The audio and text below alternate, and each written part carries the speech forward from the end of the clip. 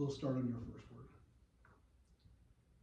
Carter, Haley, and I agree with Justice Black's test that the President's power to issue an executive order must stem either from an act of Congress or from the Constitution itself. The strict standard requires the President to cite specific constitutional provisions or statute as authorizing this action. Justice Black emphasized the separation of powers, confirming that the President's duty is to faithfully execute laws made by Congress, not create laws independently. Justice Black made it clear that presidents do not possess broad inherent powers simply because there is an emergency. He noted, President Truman's seizure of steel mills through an executive order was a legislative act, not an executive one. Congress previously rejected authorizations of such seizures, showing Truman acted against congressional intent. Black's ruling sought to keep presidents in check and prevent them from claiming powers not granted by law. However, Joy Miley and I disagree, arguing this test is too rigid and ignores real-world emergencies. In crises, immediate executive action may be necessary without congressional hearings. Article 2, Section 1, which vests executive powers in the President, suggests the framers intended broader authority beyond enumerated powers. We support Justice Robert Jackson's tripartite test, which evaluates presidential power depending on its relation to Congress. Jackson identified 3 categories. Maximum authority when acting with Congress approval. Lowest ebb when actions oppose Congress. And a zone of twilight when Congress is silent. The Supreme Court adopted Jackson's framework as a functional standard in James M. Moore v. Reagan in 1981, recognizing his tripartite approach as the guiding method for evaluating presidential power. Scholar Mark Rosen notes it is widely accepted for resolving conflicts between the President and Congress. Jackson's framework allows for contextual evaluation rather than requiring immediate congressional approval for every action. Executive orders, while not explicitly listed in the Constitution, fit the system of checks and balances as a tool for managing the executive branch and executing laws. Authority comes from the vesting and take care clauses. Historically, early orders like Washington's Neutrality Proclamation 1793 and his response to the Whiskey Rebellion 1794 set precedent, often for internal executive matters, but later expanded in scope. Lincoln's Emancipation Proclamation during the Civil War and FDR's scores of executive orders during Depression and World War II shows that evolution from minor internal directives to instruments capable of nationwide policy. Today, checks and balances limit executive power through congressional legislation, control of funding and judicial review at the same time. The administrative state allows agencies like the EPA, quasi-legislative authority enforced by the President under the Take Care Clause. This blurs traditional separation of powers but allows shared authority among Congress, the President, and the courts. Executive orders also respond to congressional gridlock, enabling fast action during crises, though the modern volume and scope of orders sometimes provoke concern about presidential overreach, such as withholding funds Congress has appropriated. Haley, Joy, and I argue the President should never withhold or defer funds Congress has appropriated. Article 1, Sections 8 and 9 grant Congress the power of the purse, and the Appropriations Clause bars spending without congressional approval. Unilateral withholding blurs essential checks and risks executive overreach. Historically, President Nixon refused to release billions in congressionally approved spending, prompting Congress to pass the 1974 Congressional Budget and Impoundment Control Act, or ICA, which limited impoundment and required the President to notify Congress and obtain approval for any permanent cancellation of funds. The Supreme Court has reinforced this principle. In Train v. City of New York in 1975, the court held the executive could not spend less than required under the Clean Water Act. Modern attempts like pocket rescissions are seen as ongoing executive attempts to bypass Congress. For example, the recent attempts by the Trump administration attempting to block foreign aid. However, Miley, Carter, and I believe the President should be able to withhold or defer funds only in narrow circumstances. The ICA permits temporary deferrals for contingencies, efficiency, or changes in program needs, and presidents have historically exercised this type of discretion. For example, Thomas Jefferson postponed spending on gunboats in 1803 after the Louisiana Purchase made the expenditure unnecessary. Constitutional scholars like Kate Stith argued that while Congress wields the power of the purse, the execution of appropriate funds is still an executive function, and some operational flexibility is inevitable. But even when such flexibility is justified, the President must follow the ICA's procedures for reporting the justification. We are now ready to answer your question. Okay, that's way long. It's 45 seconds long to 4 minutes. You guys don't want to be at 4 minutes. you need to be at probably 3:40, 3:45, because running clock, you want more time for questions. So let's just work with the idea that you need to cut about 60 words out of that. And then do a timing on it. Your reading was, for the most part, fine pace-wise, but it needs 60 words at least cut out of it. Make your goal 340, because you guys are really good at follow-up. You want more time for follow-ups, worth more points than your paper is. Okay? All right, I'm gonna allow the folks on my right to ask their first questions, and all of my questions will be based on your paper. Okay. Would you like to start? I'll ask these. You can. You Okay. can, no, you can ask any of Yeah, these. They have not seen these. Or anything from that you wrote down. Or anything you I'm wrote. the least experienced, guys, sorry. Okay, so, should a president always refer to congressional silence, or can silence be interpreted as a tacit approval in some situations? I think that the president shouldn't always refer to congressional silence, because it could be something else, like maybe Congress is like determining whether or not they're going to like approve a action the president wants to take. So I think that in some instances it could be, but not always. I agree. I think in really recent notices, Congress often takes a very long time to think about the decision that they want to make, especially if it's a very hot topic and there's a lot of things to consider. And so the president should not always take immediate action because Congress has not spoken, but there are definitely times when the president has to because something is so pressing. Okay. The very beginning of your paper, you talk about kind of like what the president should not be allowed to do. You give me Youngstown as your proof to that. You go to the tripartite test that my favorite Supreme Court Justice Robert Jackson put forth. Does it matter? Has there been any significant accountability to the Trump administration for the massive amount of impoundment of funds that they have done over the last 9 months? Has Congress in particular, pushed back on that? I would argue no, that they have not. They have often be seen to be absent in situations where they should be taking him accountable for the things that he's doing.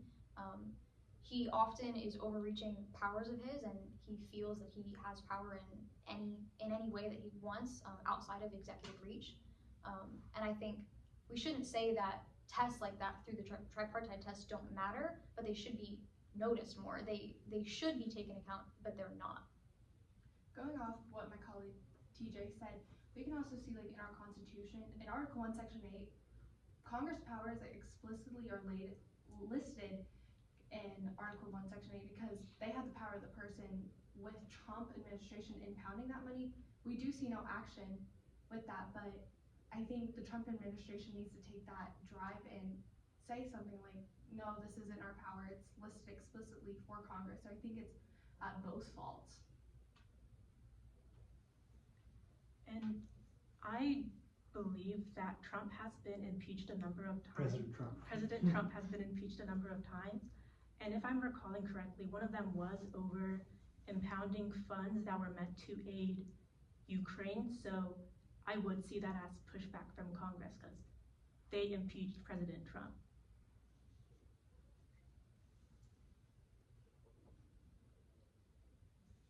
Okay. Are you ready? My question was along the same lines of more recently with President Trump. How effectively do you think these courts have checked executive orders historically, but I would like to see some more recent, especially given President Trump and some of the controversial things that he has put forth?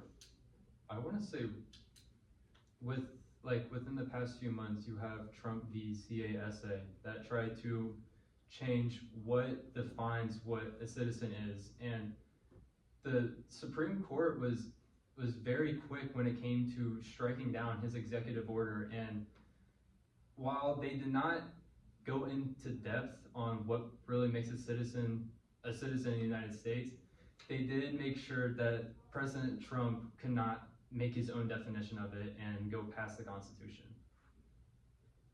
And another thing, President Trump issued an executive order earlier this year that was meant to take down birthright citizenship. And I think that it's in poor taste that the Supreme Court is still deciding this, because directly in our Constitution, birthright citizenship is given. So the fact they're taking so long to issue something over something that's directly in our Constitution, I feel is in poor taste. An example where they maybe weren't acting they were taking a stance on something that President Trump's executive orders have gone through, but maybe not in, like you said, great taste. With his executive orders about travel bans, often called Travel Ban 3.0, it is often seen and argued that his reasoning for restrictions on travel through the United States was based on religion of certain countries, and then that was the common factor in the countries he was picking. And you have states pushing back. You had courts in Hawaii saying that this isn't right, that it's very obvious his reasoning for it, but by the time it got to the U.S. Supreme Court, they favored with him. Why, PJ, why do you think they favored? Why do you think the courts fell on the side of that? I think typically a big issue now is President Trump has been able to pick and choose a lot of people throughout the government, and he's replaced a lot of people. He's decided who gets to be in the federal government, and the Trump administration has gone far beyond the executive branch. I think that's an issue. Not everyone should be as President Trump. They should be within their separate branches and following their own ideas. Anyone have a counter argument they want to throw? In Trump v. Hawaii, we can see why the Supreme Court sided with the Trump administration, because in Trump's defense, he said it was about terrorism, the fight on terrorism that has been going on since 9/11. We can see that with the Bush administration and going through Obama. So I think when he put that travel ban on, it was to fight terrorism.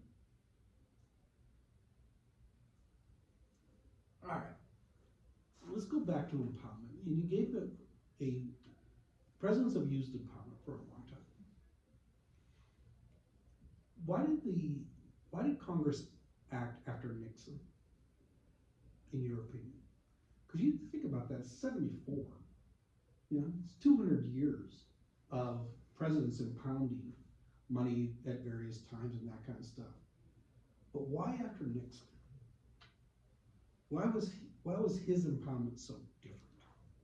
If I'm remembering correctly, the key factor in that case was the current state of the country. When you have national emergencies, it determines how power can be used. And so with how he specifically was trying to use impoundment, the courts said that it was not just for the specific circumstances.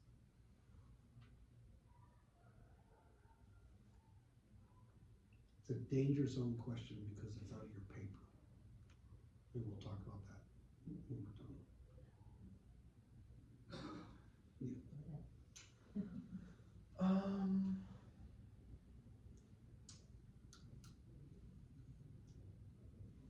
If you want me, I can always ask questions. There is a question I'm interested in because I'm not super familiar with it. Jackson's zone of twilight is intentionally ambiguous.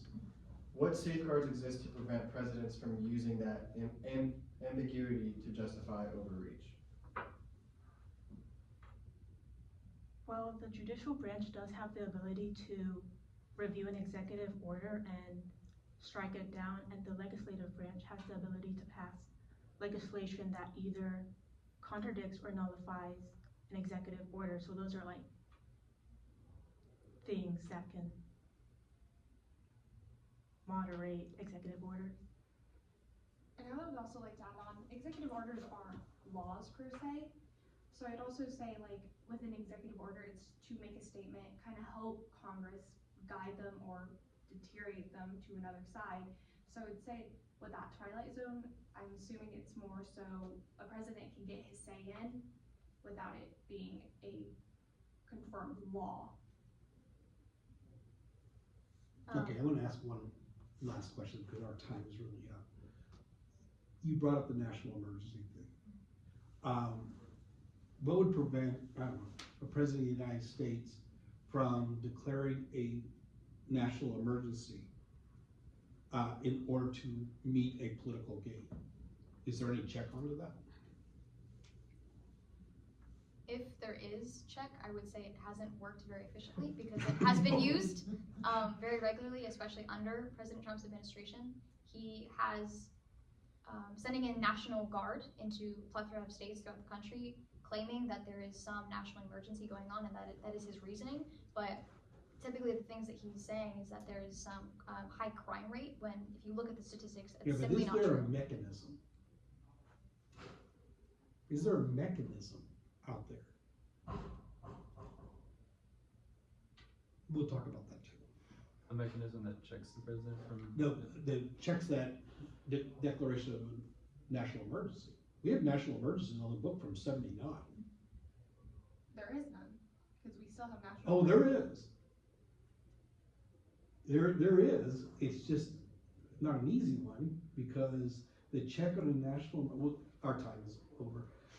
Our check on a national emergency is that Congress would have to pass a law ending the national emergency and then go to the president to be signed.